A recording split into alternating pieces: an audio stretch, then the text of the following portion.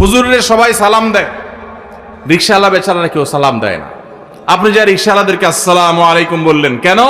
কারণ তারা অবহেলিত, তাদেরকে মানুষ সালাম দেয় না। তাহলে তাদেরকে সালাম দিলে, হুজুরের সালাম দিলে যে সওয়াব হইতো তার চেয়ে সওয়াব বেশি হবে, কারণ অবহেলিত, এদেরকে কেউ সালাম দিচ্ছে না।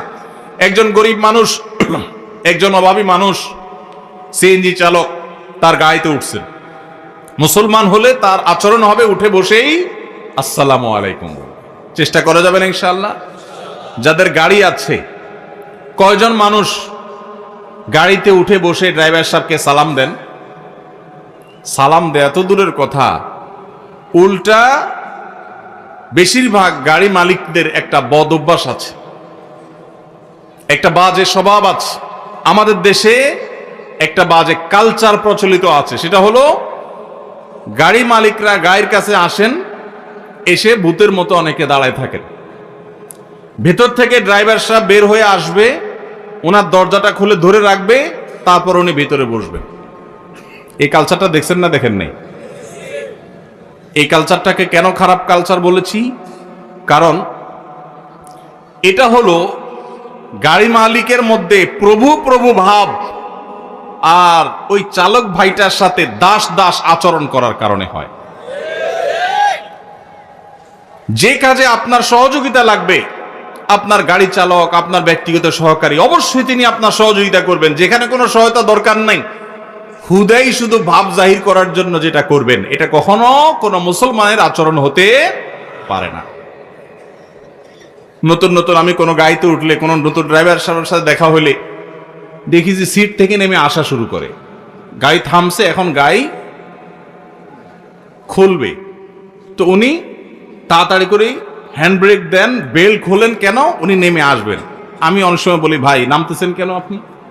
বলে স্যার দরজা খোলার জন্য। তো একে তো স্যার শুনলে আমার খুব রাগ লাগে, আমি তো স্যার কেন, ভাই বলা যায় না? দ্বিতীয়ত কথা হলো, কেন ভাই, আমার হাত তো সুস্থ সবল আল্লাহর রহমতে, আমি তো ল্যাংড়া লুলার না। গাড়ির দরজা খোলার জন্য ছোট্ট একটা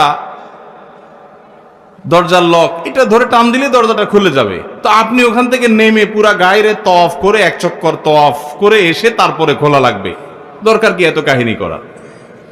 এই কাহিনীটার কারণে ক্ষতি কি হয় দেখুন। প্রথমত, ওই গাড়ি মালিকের ভিতরে অহংকারের প্রকাশ হয়।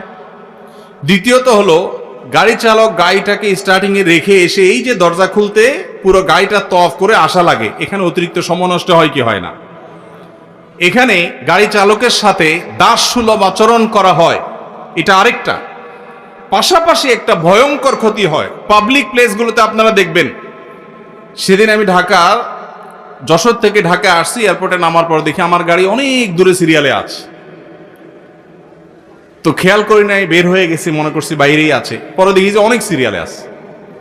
পরে সিরিয়ালে থাকা দেখে আমি দেখলাম যে ডোমেস্টিক এয়ারপোর্টের ওখানে ছোট্ট একটু জায়গা, সব উল্টাপাল্টা গাড়ি পার্কিং করে রাখছে। কারোর হয়তো বস আসবে, সাহেব আসবে, ড্রাইভার সাহেব ওটা দাঁড়ায়া সে তামু খাইতেছে। এই যে গাড়িটা দাঁড় করা রাখছে, পিছনে 1 কিলোমিটার সিরিয়াল পড়ে গেছে। এর ফলশ্রুতিতে বহু মানুষের ফ্লাইট মিস হবে। আমি তখন আমার সাথে যারা ছিল তাদেরকে সাথে নিয়ে বললাম, চলো আজকে একটু ট্রাফিক গিরি করি। তখন চলে গেলাম, যে একটা একটা করে গাড়ি দিলাম, ভাই কেন দাঁড়াইছেন এখানে, রং কেন পার্কিং করলেন?